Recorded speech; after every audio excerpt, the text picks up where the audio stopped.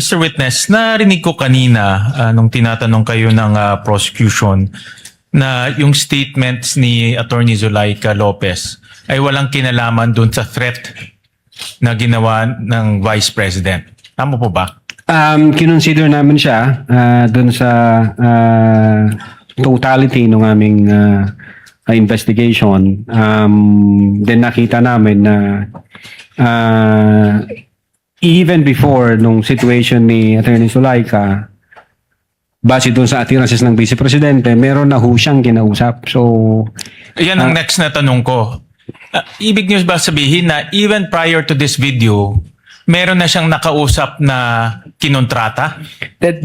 that's the attirances, Your Honor. Ang sabi niya, huwag kang mag-alala, ma'am, sapagkat may kinausap na akong tao. Ang sabi ko sa kanya, pag namatay ako, patayin mo si BBM, si Lisa Marcos, si former speaker. So, nakita namin, may kinausap na siya. Even before the press conference was held on November 23, 2024. So, base sa kanyang statements, sa inyong pag-aanalytika, meron na siyang nakausap na kinontrata. Yes, Your Honor, and we believe na hindi naman ho magsisinungaling ang Vice Presidente noon kasi galit na galit nga po siya. Meron dito sa mga tanong ng counsel ng prosecution na yung mga term na ginamit nyo, serious and real threat. Tapos meron din kayong sinabi na serious and threat is actionable. Nasabi niyo yun over the course ng mga pagtatanong. Threat is actionable. I don't remember, Your Honor, using the word threat. Actionable threat, Your Honor. Threat is actual, sorry. Threat opo. is actual. No? So, I take this to mean na meron talaga siyang kausap na kinontrata. That's what we believe, Your Honor.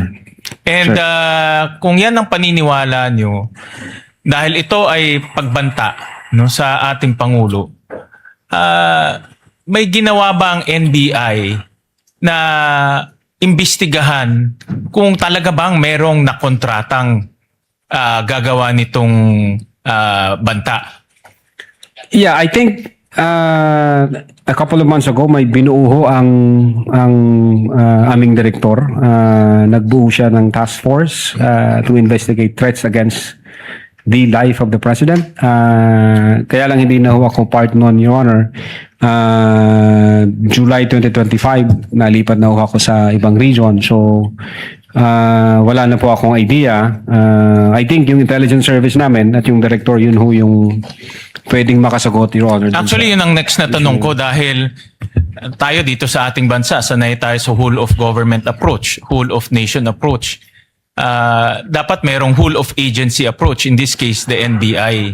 Ang tanong ko, meron ba kayo mismo o kasama ba kayo mismo doon sa pag-iimbestiga ng actual na threat, yung pagkontrata ng tao na pwedeng gawin itong threat na ito?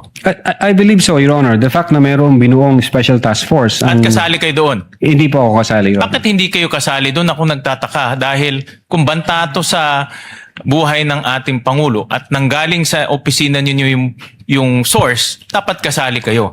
You mean, Your Honor, since nasa regional office ako, nung nagbuo ng task force, definitely itatap nila yung mga regional offices na meron ba dyan sa region ninyo na information o intelligence na ganito. Meron hong ganong practice, Your Honor. Pero kayo mismo, kasali ba kayo doon sa nag-imbestiga nung actual, yung kinontratang tao? At meron bang nakitang ganon?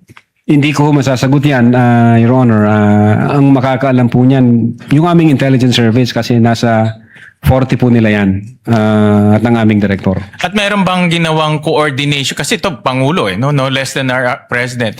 Meron bang ginawang coordination kayo o yung binuong task force ng NBI kasama ang nag-coordinate sa NSC, nag-coordinate sa PSG at sa iba pang mga national agencies dahil Pangulo natin to eh. Opo. Yun.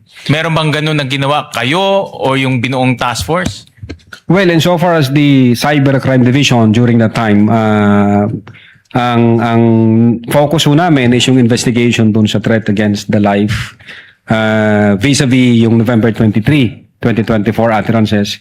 Now, insofar dun sa sinasabi niyo po, Your Honor, ang makakasagot po niyan Yung intelligence service po namin, kasi ano na po yun para siyang deep dive intelligence gathering na po yun Ang punto ko lang naman is, sa ganitong napakahalagang banta, ini-expect ko sa NBI na meron silang whole of agency approach na kasama kayo dahil nanggaling doon yung... Yes, Your Honor. Yung binuho ng direktor na memo, nag-create siya ng task force.